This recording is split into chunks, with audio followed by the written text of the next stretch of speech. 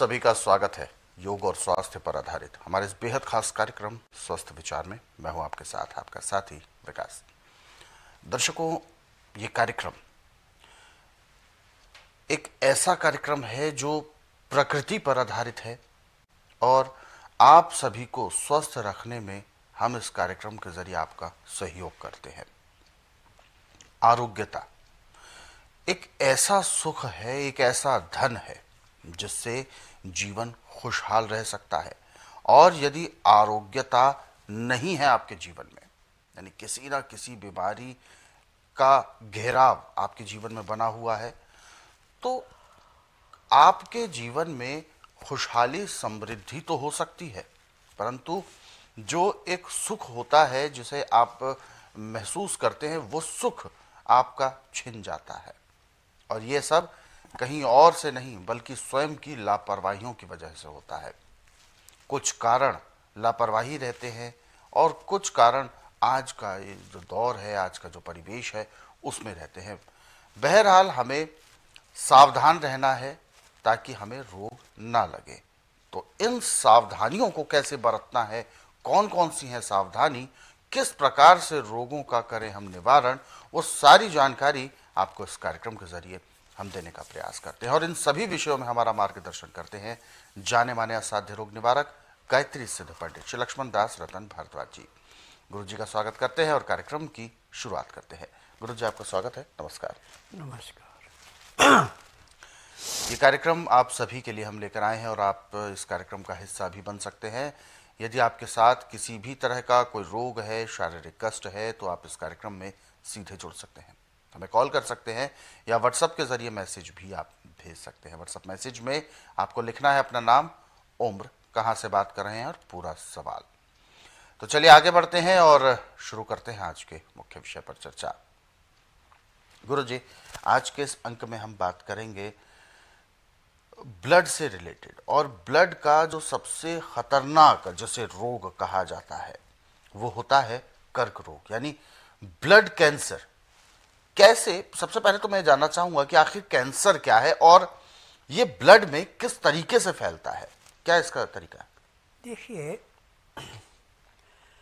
खून में भी कैंसर होता है, हड्डियों में भी कैंसर होता है, अच्छा, बोन मैरो में भी कैंसर होता है, और चोट लग जाए उसमें भी कैंसर होता है।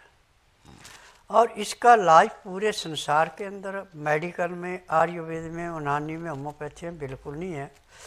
जहाँ पे आपको तकलीफ हो उस अंग को सुन कर सकते हैं, रोग को काट नहीं सकते। ये कैंसर होता क्या है वैसे? अब मैं सारा कुछ आपको समझा रहा हूँ जी। अब हम डॉक्टरों को दोष नहीं दे सकते इसका, क्योंकि डॉक्टरों ने जो पढ़ा है उसके अनुसार करेंगे वो। ये दोष है सारा उन फार्मेसियों का जो सिर्फ पैसा कमाने का जरिया बना रखा है, किसी रोग की दवाई नहीं बना रखी पूरी। चाहे आप आयुर्वेद को लें, चाहे यूनानी को लें, चाहे होम्योपैथी को लें, चाहे नेचुरोपैथी को लें, चाहे एलोपैथी को लें, क्योंकि ये सारा नाश किया हुआ है 1954 में जवाहरलाल ने। इसने अंग्रेजों के जाने के बाद एक कानून बना दिया कि हर रोगी के लिए एलोपैथिक दवाइयाँ चलेंगी, आयुर्वेदिक दवाइयाँ दूसरी नहीं चलेंगी।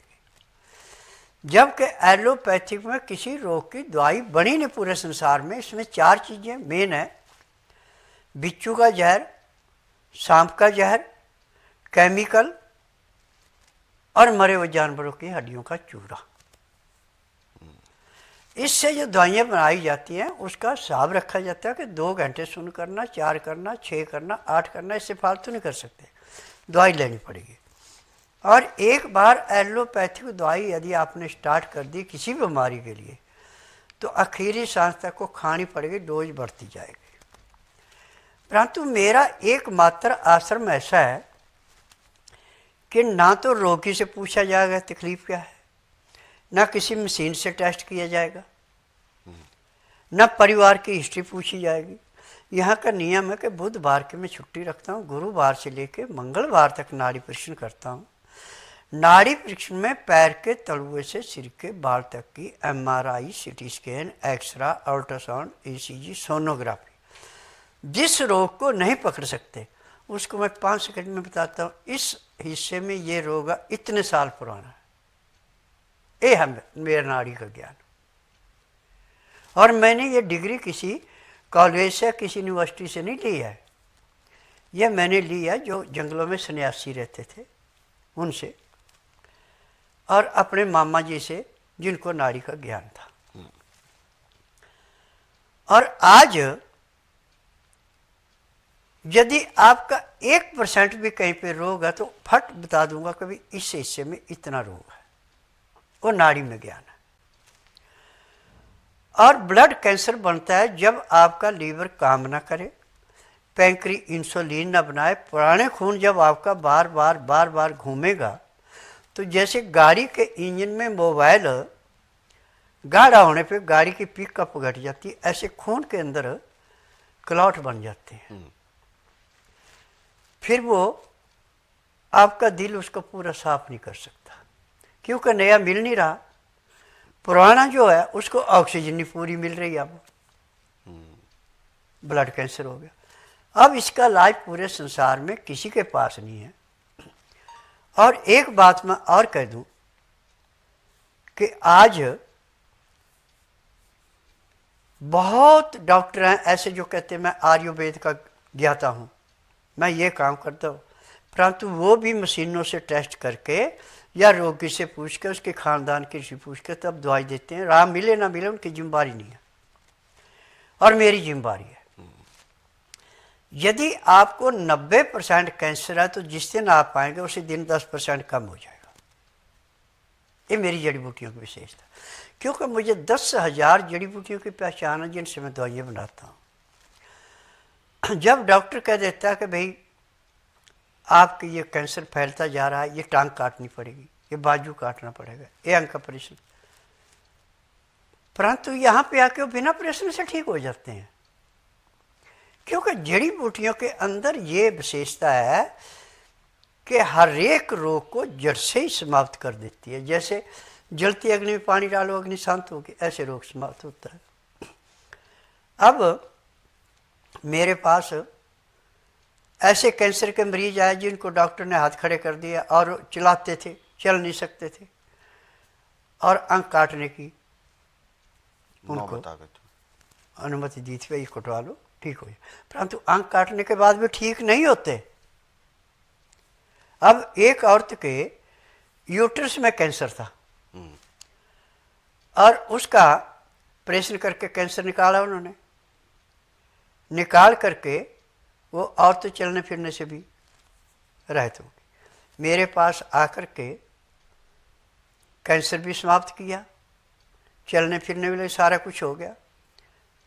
तो बीच में उसको कहीं बुखार हो गया, हॉस्पिटल गई, उन्होंने चेक किया, कहते आपको कैंसर तो है नहीं। अब ये मौसम के अनुसार है, कैसे बुखार कैसे नहीं है। फिर वो यहाँ आई, दवाई दी, एक ही खुराक में बुखार खत्म हो गया। अमृतसर से था लड़का, उसकी दोनों टांगों में इतने मोटे जख्म थे, गहरे जख्म थे, और डॉक्टर ने कहा था टांगे काटनी पड़ेगी। यहाँ आया, जब मैंने उनको दवाई खिलाई और अपनी दवाई का लेप किया, लेप करने के आधे घंटे के बाद कहते मुझे दर्द नहीं, मैं चल सकता हूँ। मैं चलो, वो नहीं। अब एक फेफड़ों में कैंसर था, प्रीतमपुरा का था, बायां फेफड़ा उसका पूरा काट दिया, दायां आधा काट दिया, और उसके बाद बोतल लगा दी फेफड़ों से पानी निकालने की। 1 घंटे में 2 लीटर पानी फेफड़ों से निकलता था। जब यहाँ पे आए 8 दिन में तो उसका पानी बंद किया, और महीने 1.5 महीने में ठीक हो गया। अब वो फैक्ट्री भी चला रहा है निकल पाउडर से, और गाड़ी भी चला रहा है। तो यहाँ तो हर एक रोग ऐसे काटा जाता है जैसे पकी हुई फसल को किसान खेत से काट के दूसरी फसल बीजने के लिए तैयार करता है। और मेरी दवाइयों का परहेज है, दवाई मैं उसी को देता हूँ जो परहेज करे। मेरी दवाइयों में किसी किस्म का नशा नहीं चलता। और यदि लीवर के अंदर ज़्यादा नुकसान तो उसको अन्न नहीं देते, दवाइयों पे निर्भर रखते हैं, तब जाके आराम मिलता है। और दवाई ले ली, नाज खा रहे हैं तो आपको कुछ नहीं मिलेगा जब तक आपका लीवर पाचन शक्ति मजबूत नहीं होगी, अन्न नहीं दिया जाएगा। और गेहूं की रोटी बहुत कम दी जाती है, इसमें मक्का है, चना है, ज्वार है, बाजरा है, मूंग है, मोठ है और सोयाबीन है। तिल और अजवाइन इस आटे में मिलाई जाती है। पहले सब नाजों को धो करके, सुखा करके, इकट्ठा करके तिल और अजवाइन को भून के उसमें मिला के फिर आटा ऐसे पिसाया जाता है जो हाथ में सरके, और उसकी रोटी बना के दी जाती है। दालें छिलके वाली दी जाती है, सब्जियाँ छिलके, नरम छिलके वाली दी जाती हैं, और पानी पीने के लिए हमेशा नवाया दिया जाता है। लहसुन, प्याज, अदरक इसमें ज़्यादा से ज़्यादा कच्चा खिलाया जाता है। जो लहसुन, प्याज, अदरक सुबह शाम दोनों टाइम 50 ग्राम से 100 ग्राम तक रोज़ चटनी के रूप में, सलाद के रूप में या रस निकाल के पानी में मिला के पी रहा है तो आखिरी सांस तक को कभी किसी डॉक्टर हकीम के पास नहीं जाएगा। वो है मेन दवाई, जिसका नाम मैंने त्रिवेणी रखा हुआ है। हर बीमारी को कंट्रोल करने के लिए लहसुन, प्याज, अदरक, खून को शुद्ध करने के लिए, लीवर को तेजी से काम करवाने के लिए, पैंक्री से इंसुलिन बढ़ाने के लिए लहसुन, प्याज, अदरक एक किस्म का अमृत है और मेरी दवाइयों में चलता है। जबकि मैं गायत्री उपासक हूँ और सब कहते हैं कि लहसुन, प्याज, अदरक खाना, मैं उनको कहता हूँ कि श्रीमान जी, जब आप कोबरे शाम का जहर खा रहे हैं, बिच्छू का जहर खा रहे हैं, मरे हुए जानवरों का हड्डियाँ चूरा से वो दातन के भेष में बदल रहे हैं, और कोई सी भी दवाई में आपको कोई भी चीज़ ऐसी नहीं मिलेगी जो कि मांसाहारी नहीं है, सब है। मरे हुए जानवरों के हड्डियों को पीस करके दवाइयाँ मिला के उसको खा रहे हैं, उससे आपका धर्म भ्रष्ट नहीं होगा। परंतु लहसुन, प्याज, अदरक जो आपके पैर के तलवे से सिर के बाल तक के हर एक की रक्षा करता है, उससे आपका धर्म भ्रष्ट हो गया। ठीक है कि इसके खाने के बाद आपके मुंह से महक आती है, दूसरा आदमी बर्दाश्त नहीं करता। उसके लिए उपचार है कि आप थोड़ा सा गुड़ मुंह में डाल के चूसिए, महक नहीं आएगी। गुड़ नहीं आपने खाना है तो आप जीरा भून ले थोड़ा सा और मुंह में डाल के चूसते रहें, आपकी महक आना बंद होगी। परंतु जब आप सांस छोड़ेंगे, जहाँ तक आपका सांस गया वहाँ तक के वायुमंडल के कीटाणु सब नष्ट हो गए, आपकी प्योर ऑक्सीजन अंदर आ रही है। आपको रोग कहाँ से आएगा? रोग तो तभी आएगा जब प्रदूषण आपके अंदर जाएगा। आप लहसुन, प्याज, अदरक दोनों टाइम खा रहे हैं और सांस जो छोड़ रहे हैं, उसमें वायुमंडल में जो कीटाणु हैं, जो भी रोग हैं, वो नष्ट होकर आपको प्योर ऑक्सीजन आ रही है। आपको रोग कहाँ से आएगा? अब आज एक फ़ोन आया मेरे को देहरादून से, उसके औरत के ब्लड कैंसर है और 6 साल से दवाई खा रहे, बढ़ रहा है, घट नहीं रहा। तो कहते हैं मैं तो 2 महीने बाद आऊँगा अभी। मैंने कहा भाई 2 महीने क्या करेगा? कहते शादी है। मैंने कहा कि आप इसको ला के दिखाइए, शादी में सब कुछ खाएगी पिएगी है और कैंसर का नाम ही रहना। अब कीमो करते हैं, उससे सिर के बाल भी चले जाते हैं, बिल्कुल सारा शरीर। कीमो सिर्फ खून को सुखाने के लिए है, किसी रोग को काटने का नहीं है। आज मैंने पूरे संसार से एक निवेदन किया कि जब आप हार जाएं, थक कर जाएं, तब मेरे आश्रम में आइए। छोटे मोटे रोग के लिए जो मैं नुस्खा बताता हूँ उसी को घर में प्रयोग करें और आपका रोग समाप्त हो जाएगा। अब 2 औरतें आई थी आज मेरे पास मध्य प्रदेश से। एक औरत का मासिक धर्म नहीं आ रहा था, अंडा नहीं बन रहा था। उन्होंने प्रोग्राम देख के लहसुन, प्याज, अदरक खाना शुरू किया, उसको मासिक धर्म भी आना शुरू हो गया और जो उसकी तकलीफें भी वो ख़त्म हो गई। तो अब वो चाह रही थी कि मुझे संतान की प्राप्ति हो जाए। तो मैंने दवाइयाँ लिख के दे दी हैं, यदि दवाई खाएगी, परहेज करेगी, तो जैसे उसका मासिक धर्म रेगुलर होगा उसको संतान मिल जाएगी। और जिन संतानों के 20-20, 22-22 साल हो गए थे शादी को, संतानें नहीं थी, मेरे पास आके आज उनके घर में 3-3, 4-4 संतानें हैं। क्योंकि मेडिकल में किसी एक अंग का एक डॉक्टर होता है, स्पेशलिस्ट। बिल्कुल। आयुर्वेद में भी ऐसा ही है। परंतु यहाँ पे पैर के तलुए से सिर के बाल तक का कोई भी रोग है, मैं सबका इलाज करता हूँ, परंतु रोगी से पूछ के नहीं करता, उसके घर की हिस्ट्री नहीं पूछता, किसी से टेस्ट नहीं करता। 12 घंटे पेट खा लिया, नब्ज देखी, जो आया दवाई दे दी। दवाई खाने के 2 घंटे के बाद वो खुद कहता है मुझे 10% आराम है, मुझे 20% आराम है। और 1 महीना दवाई ईमानदार से खाता है, रोग खत्म हो गया, दवाई बंद होगी। मेरे आश्रम की दवाई सारी उम्र नहीं खानी पड़ती। अब कैंसर की दवाइयाँ एक नहीं, मेरे पास पता नहीं कितनी दवाइयाँ हैं। जख्मों में बांधने की अलग है, खाने की अलग है, और कहीं पे किसी किसी का इन्फेक्शन है उसको काटने की अलग है। और आज मैंने पूरे संसार से एक निवेदन किया है, जिससे कि आज मेरे पास सबसे ज़्यादा फॉरेनर आ रहे हैं।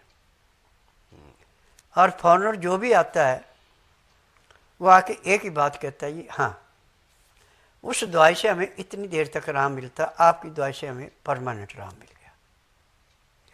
अब एक कनाडा से आया था योगेश और उसकी औरत, डॉक्टर ने उसको बहुत डरा दिया था, और यहाँ आके 3 दिन रुका, 3 दिन में उसको 35% आराम परमानेंट मिल गया। आज उसका फ़ोन आया मेरे पास 5 बजे, कहता है मुझे 50% आराम हो गया। मैंने कहा कि आप परहेज करिए और अन्न नहीं खाना, भी ये दवाइयाँ खाओ, और भूख रह जाती शकरकंदी भून के खा लो, आपका पेट अच्छा साफ होगा। अब आज उसको 4 दिन वहाँ गए हुए होंगे, 4 दिन के बाद उसने फ़ोन किया तो सिर्फ यही कहा कि स्वामी जी आपने मुझे नया जीवन दे दिया। तो मैंने उसको कहा मैंने नया जीवन नहीं दिया, नया जीवन जड़ी बूटियों ने दिया। मैं तो एक बिजली का स्विच हूँ, आप ट्रांसफार्मर है। ट्रांसफार्मर से बल्ब को लाइट जाएगी तो रोशनी होगी, ट्रांसफार्मर से लाइट ही नहीं आएगी तो रोशनी कहाँ से होगी। आप दवाई खाएंगे, आपके अंदर से वो रोग निकलेगा, बल्ब जलेगा। बिल्कुल। गुरुजी, मैं यही जानना चाहूँगा कि जैसा कि कैंसर के बारे में आपने बताया, क्योंकि हमने सुना भी बहुत है कैंसर के बारे में कि जिस भी व्यक्ति को हो जाता है, जिस अंग में हो जाता है, उस अंग को वो एक तरह से नष्ट कर देता है, गला देता है। तो कितने % चांस होते हैं स्वस्थ विचार आश्रम में कि ऐसे रोगी को रिकवर किया जाए? मैंने 95% जिसके अंदर कैंसर था वो ठीक किया है। अच्छा। परंतु गारंटी में 90% तक की देता हूँ, 95% वाले की नहीं देता। कल मेरे पास एक औरत आई थी जिसको ग्लूकोज के अंदर एक्सपायर डेट का चढ़ा दिया था, उसकी सारी नसों में ब्लॉकिंग हो गई थी, और वो आई थी झारखंड से जी। और 50,000 रुपया उन्होंने किराए का दिया जिस एम्बुलेंस में आई। और मैंने उसकी दर्दों को बंद करने के लिए सिर्फ तेल दिया, भाई इसकी मालिश करो पहले। मालिश करने के 1 घंटे के बाद वो कहते हैं जो दर्द थी वो सारी बंद हो गई, कोई तकलीफ नहीं। ये बोल नहीं रही थी, अब बोलने लग पड़ी। फिर उसके बाद मैंने दवाइयाँ दे दी कि भैया दवाई खाने की है, सब पीने की है, चबाने की दवाई कोई नहीं है, आप इस दवाई को दो और मुझे 3 दिन के बाद फ़ोन करना पहुंचने के बाद कि कितना आराम है। फिर आपको दवाई जो है ऑनलाइन आ जाएगी, कोरियर से खिलाएंगे, बच जाएगी। बिल्कुल। तो ये इसके पीछे लाभ होता है। हाँ बिल्कुल।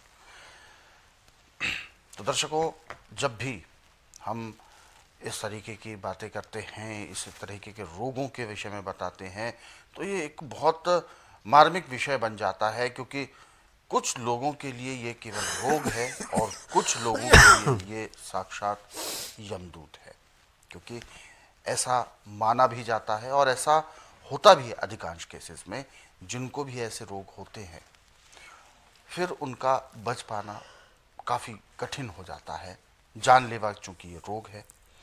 इसीलिए हम यही कामना भी करते हैं और सलाह भी यही देते हैं कि इस तरीके के रोग जब हों तो शुरुआत में ही उसको सीरियस आप लें और प्रयास करें कि जड़ से खत्म हो। टेम्परेरी रिलीफ में किसी भी तरह की कोई पेन किलर या दवाइयों का सेवन ना करें, इससे रोग बढ़ता है और जब भी बढ़ता है तो बहुत ज़्यादा भयंकर स्थिति उत्पन्न होती है। ऐसे अनगिनत रोगी हमारे स्वस्थ विचार आश्रम से ठीक होकर जा चुके हैं। आए तो वो रोगी बनकर थे, लेकिन जब वो ठीक हो जाते हैं उसके बाद आते हैं, अपना अनुभव बताते हैं।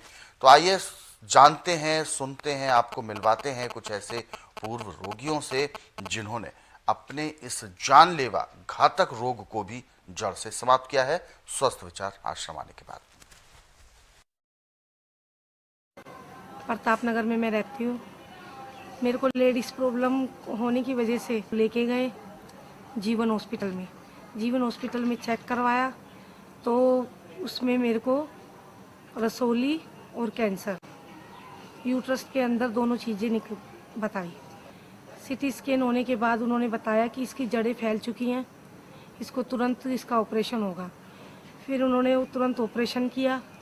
ऑपरेशन के बाद भी मेरे को बहुत परेशानी रही, ब्लड मेरा जाता रहा, ब्लड रुका नहीं बिल्कुल भी।